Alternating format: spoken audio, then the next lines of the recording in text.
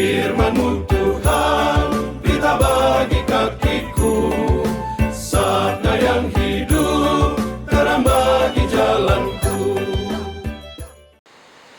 Salam damai sejahtera Bapak Ibu, saudara-saudara yang terkasih dalam Kristus. Hari ini kita di Gereja Katolik merayakan pesta Santo Markus Penginjil.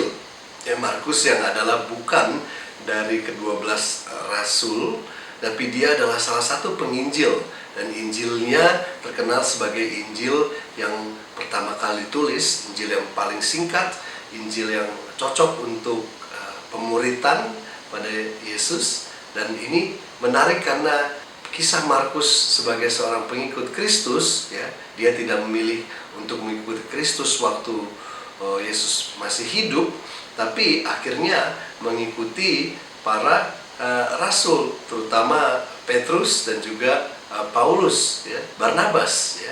Kita tahu cerita bagaimana Barnabas dengan Saulus, ya, waktu itu mereka kembali dari Yerusalem ke Antioquia, dan di situ mereka setelah berpuasa dan mendengar Roh Kudus ingin mereka pergi untuk pelayanan, ya, ke tempat-tempat, dan di situ mereka membawa Markus yang juga dikenal sebagai Yohanes Markus, ya, dan mereka disuruh oleh Roh Kudus, ya, lalu mereka pergi berangkat ke Seleukia, ya, lalu ke Siprus, berlayar ke sana juga, lalu di Salamis mereka memberikan firman Tuhan, ya, dan juga dibantu oleh Yohanes Markus, dan mengelilingi pulau itu sampai ke Pafos, ya.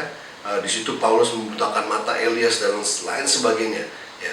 Lalu mereka meninggalkan Pafos dan pergi ke Perga dan di Pamfilia situ. Tetapi di sini kita dengar bahwa Markus itu meninggalkan mereka dan kembali ke Yerusalem, ya. Ada sesuatu yang terjadi di situ.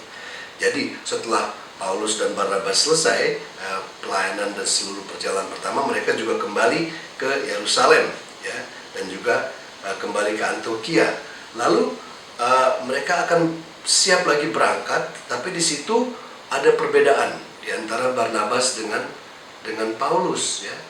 Ada perselisihan tentang Markus, ya. Paulus tidak lagi mau membawa Markus, sedangkan Barnabas mau membawa Markus, ya, karena mungkin Barnabas juga sepupunya Markus. Akhirnya karena Markus itu, Barnabas berpisah dengan Paulus, ya. Paulus membawa Silas, ya, lalu Barnabas membawa Markus, ya. Apa yang terjadi itu kita tidak tahu perselisihan itu, tapi inilah, ya, dinamika para pengikut Kristus, ya, dalam pelayanan mereka juga ada perbedaan dan bahkan mungkin perselisihan, ya. Nah, di situ kita juga mendengar bahwa akhirnya Markus itu banyak bekerja dengan Petrus, ya. Waktu Petrus pergi ke Antioquia, ya, lalu perjalanan ke Asia Kecil, di Turki, ya, dan di gereja-gereja juga, sampai bahwa saat Petrus di Roma itu, ya, itu Markus bekerja sebagai penterjemahnya Petrus, ya. Dan pekerjaan Petrus sangat berhasil sehingga banyak penduduk di sana menghormati Petrus, bahkan patungnya pun, ya, dibuat di sana, ya kan.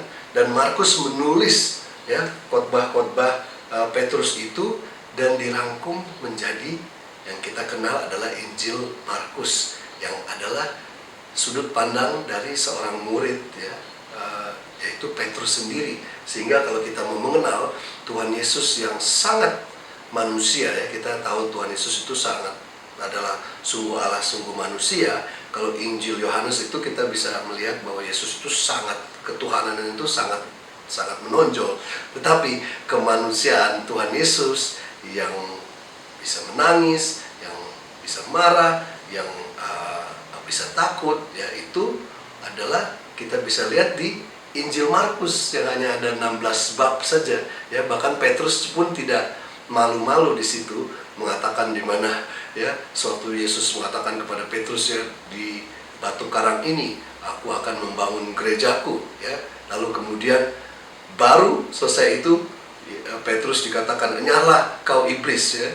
Karena Petrus tidak setuju bahwa Yesus harus menderita. ya, begitu menariknya Injil itu, begitu kontrasnya dan apa adanya, karena memang itu datang dari Petrus sendiri dan Markus yang menulis semuanya itu. Ya, memang di Injil Markus sendiri ada satu perikop di mana dikatakan waktu di malam terakhir itu ya, ada seorang muda yang waktu itu hanya memakai sehelai kain lenan dan menutup badannya, mengikuti dia, yaitu Yesus. Mereka hendak menangkapnya, tapi ia melepaskan kainnya dan lari dengan telanjang. Banyak yang menginterpretasikan ini bahwa itu adalah Markus sendiri, karena cerita ini tidak ada di Injil lain. Jadi Markus tuh diam-diam mengikuti Yesus, lalu hampir ditangkap sehingga lepas kainnya, lari telanjang kabur. Ya, lucu sekali menurut saya. Ya, dan Markus itu luar biasa ya, sampai dia di Alexandria, dia menjadi seorang uskup di Alexandria, dan di situ sebagai uskup pertama itu dia diberi gelar waktu itu, Paus Markus pertama dari Alexandria, ya, dihormati sebagai pendiri kekristenan di Afrika, ya. Dan inilah ya, Markus itu begitu dekat dengan Petrus sehingga Petrus sendiri mengatakan ya di satu suratnya yang kita dengar juga dalam bacaan hari ini ya, mengatakan bahwa Markus anakku, ya, anaknya Petrus ya. Dan yang menarik juga bahwa akhirnya di Paulus sendiri meminta ya bahwa kirimlah Markus kepada aku karena pekerjaannya sangat penting bagi aku. Jadi walaupun mungkin dulunya ada perselisihan dan Paulus tidak setuju untuk Markus ikut karena dia tiba-tiba pulang saja ke Yerusalem meninggalkan mereka, tapi akhirnya pun ada rekonsiliasi, bahkan ya bukan hanya memaafkan saja tapi rekonsiliasi, artinya bisa bekerja bersama. Ya, itu yang ditunjukkan oleh Markus. Dia yang dibentuk sebagai seorang murid juga, mungkin dulu dia muda ya dan tidak mau nurut, tapi akhirnya terakhir pun ya masih bisa bekerja dengan Paulus bersama dan memuliakan Tuhan dengan segala karyanya sebagai murid Yesus. Mari teman-teman, saudara-saudara yang terkasih dalam Kristus, kita merayakan Markus, kita bisa melihat sejarah perjalanan hidupnya sebagai pengikut Kristus ya, dari pertama hanya diam-diam sampai kabur, tidak punya baju, telanjang, sampai menjadi ya uskup pertama di Alexandria dan bekerja bersama dengan Paulus ya, lalu tidak bekerja, lalu akhirnya bekerja bersama lagi ya. Kita mau juga dibentuk terus sehingga disempurnakan, sehingga menjadi murid yang sungguh banyak berbuah bagi Tuhan, dan Injilnya kita bisa nikmati bahkan sampai 2000 tahun kemudian.